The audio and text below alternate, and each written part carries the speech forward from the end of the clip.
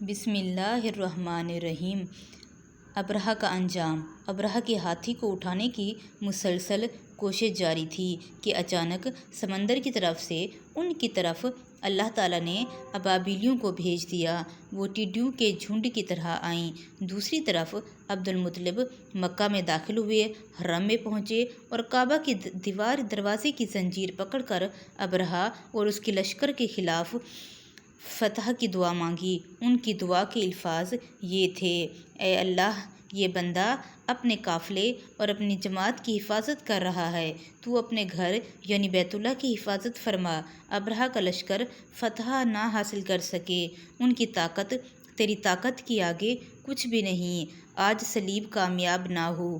صلیب کا لفظ اس لیے بولا کہ ابرہہ عیسائی تھا اور صلیب کو عیسائی اپنے نشان کے طور پر ساتھ لے کر چلتے ہیں۔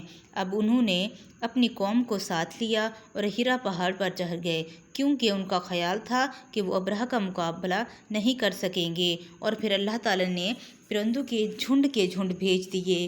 یہ پرندے چڑیا سے قدرے بڑے تھے۔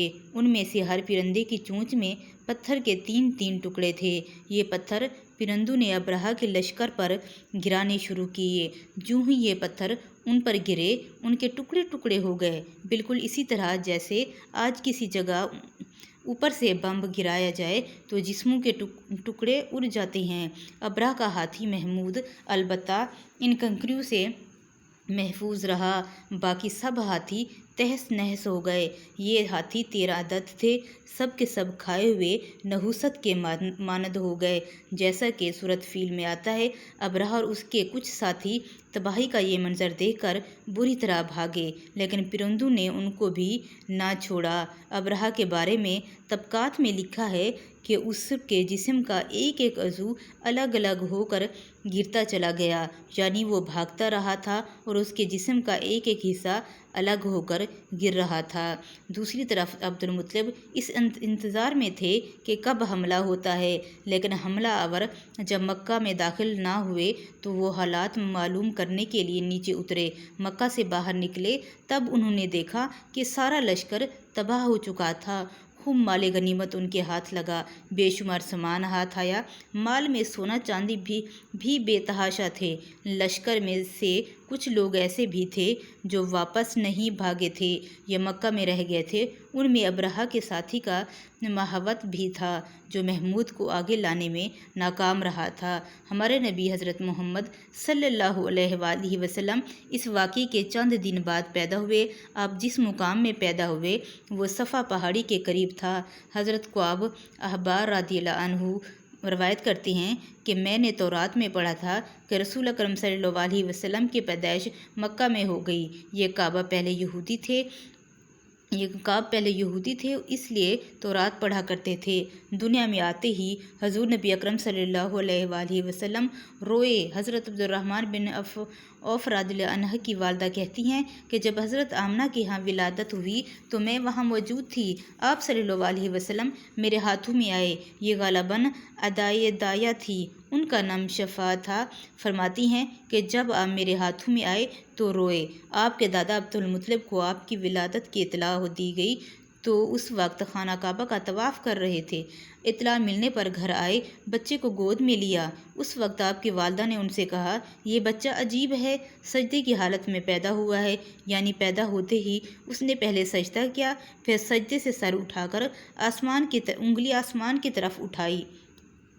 عبد المطلب نے آپ کو دیکھا، اس کے بعد آپ کو کعبہ میں لے آئے، آپ کو گود میں لیے اور طواف کر رہے تھے، پھر واپس لا کر حضرت آمنہ کو دیا۔ آپ کو عرب کے دستور کے مطابق ایک برتن سے ڈھانپا گیا، لیکن وہ برتن ٹوٹ کر آپ کے اوپر سے ہٹ گیا۔ اس وقت آپ اپنا انگوٹھا چوستے ہوئے نظر آئے۔ اس موقع پر شیطان بری طرح چیخا۔ تفسیر ابن مخلد میں ہے کہ شیطان صرف 4 مرتبہ چیخا۔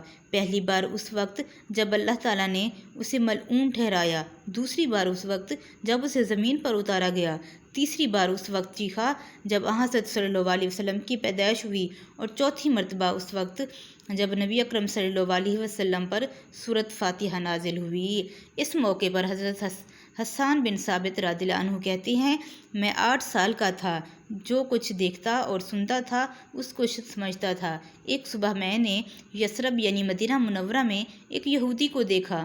وہ ایک اونچے ٹیلے پر چڑھ کر چلا رہا تھا۔ لوگ اس یہودی کے گرد جمع ہو گئے اور بولے، کیا بات ہے، کیوں چیخ رہے ہو؟ یہودی نے جواب دیا، احمد کا ستارہ طلوع ہو گیا ہے اور وہ آج رات پیدا ہو گئے ہیں۔ حضرت حسان بن ثابت رضی اللہ عنہ بعد میں 60 سال کی عمر میں مسلمان ہوئے تھے۔ 120 کی عمر میں انہوں نے وفات پائی، گویا ایمان کی حالت میں 60 سال زندہ رہے۔ بہت اچھے شاعر تھے۔ نبی کریم صلی اللہ علیہ وسلم کی اپنے اشعار میں تعریف کیا کرتے تھے، دشمنوں کی برائی اشعار میں بیان کرتے تھے، غزوات کے موقع پر اشعار کے ذریعے مسلمانوں کو جوش دلاتے تھے۔ اسی بنیاد پر انہیں شعر رسول کا خطاب ملا تھا۔ حضرت کعب احبار رضی اللہ عنہ فرماتے ہیں کہ میں نے تورات میں پڑھا تھا کہ اللہ تعالیٰ نے اپنے حضرت موسیٰ علیہ السلام کو حضرت صلی اللہ علیہ وسلم کی ولادت کے وقت کی خبر دے دی ہے، اور حضرت موسیٰ علیہ السلام نے اپنی قوم بنی اسرائیل کو اس کی اطلاع دے دی تھی۔ اس سلسلے میں انہوں نے فرمایا تھا، تمہارے نزدیک جو مشہور چمکدار ستارہ ہے، جب وہ حرکت میں آئے گا تو وہی وقت رسول اکرم صلی اللہ علیہ وسلم کی پیدائش کا ہوگا۔ یہ خبر بنی اسرائیل کے علماء ایک دوسرے کو دیتے چلے آئے تھے، اور اسی طرح بنی اسرائیل کو بھی حضرت صلی اللہ علیہ وسلم کا وقت یعنی اس کی علامات معلوم تھی۔ حضرت عائشہ رضی اللہ عنہا سے روایت ہے، ایک یہودی عالم مکہ میں رہتا تھا۔ جب وہ رات آئی جس میں حضرت صلی اللہ علیہ وسلم پیدا ہوئے تو وہ قریش کے ایک مجلس میں بیٹھا تھا۔ اس نے کہا، کیا تمہارے ہاں کوئی بچہ پیدا ہوا ہے؟ لوگوں نے کہا، ہمیں تو معلوم نہیں۔ اس پر اس یہودی نے کہا، میں جو کچھ کہتا ہوں اسے اچھی طرح سن لو۔ آج اس امت کا آخری نبی پیدا ہو گیا ہے، اور قریش کے لوگوں وہ تم میں سے ہے، یعنی وہ قریشی ہے۔ اس کے کندھے کے پاس ایک علامت یعنی مہر نبوت، اس میں بہت زیادہ بال ہیں، یعنی گھنے بال ہیں، اور یہ نبوت کا نشان ہے، نبوت کی دلیل ہے۔ اس بچے کی ایک علامت یہ ہے کہ وہ 2 رات تک دودھ نہیں پیے گا۔ ان باتوں کا ذکر اس کی نبوت کی علامات کے طور پر پرانی کتب میں موجود ہے۔ علامہ ابن حجر نے لکھا ہے کہ یہ بات درست ہے، آپ نے 2 دن تک دودھ نہیں پیا تھا۔ یہودی عالم نے جب یہ باتیں بتائیں تو لوگ وہاں سے اٹھ گئے۔ انہیں یہودی کی باتیں سن کر بہت حیرت ہوئی تھی۔ جب وہ لوگ اپنے گھروں میں پہنچے تو ان میں سے ہر ایک نے اس کی باتیں اپنے گھر کے افراد کو بتائیں۔ عورتوں کو چونکہ حضرت آمنہ کے ہاں بیٹا پیدا ہونے کی خبر ہو چکی تھی، اس لیے انہوں نے اپنے مردوں کو بتایا کہ ذرا چل کر مجھے وہ بچہ دکھاؤ۔ لوگ اسے ساتھ لیے حضرت آمنہ کے گھر کے باہر آئے، ان میں سے بچہ دکھانے کی درخواست کی۔ آپ نے بچے کو کپڑے سے نکال کر انہیں دے دیا۔ لوگوں نے آپ کے کندھے پر سے کپڑا ہٹایا۔ یہودی کی نظر جوں ہی مہر نبوت پر پڑی، وہ فوراً بے ہوش ہو کر گر پڑا۔ اسے ہوش آیا تو لوگوں نے اس سے پوچھا، تمہیں کیا ہو گیا تھا؟ جواب میں اس نے کہا، میں اس غم سے بے ہوش ہوا تھا کہ میری قوم میں سے نبوت ختم ہو گئی ہے، اور اے قریشیو، اللہ کی قسم، بچہ تم پر زبردست غلبہ حاصل کرے گا اور اس کی شہرت مشرق سے مغرب تک پھیل جائے گی۔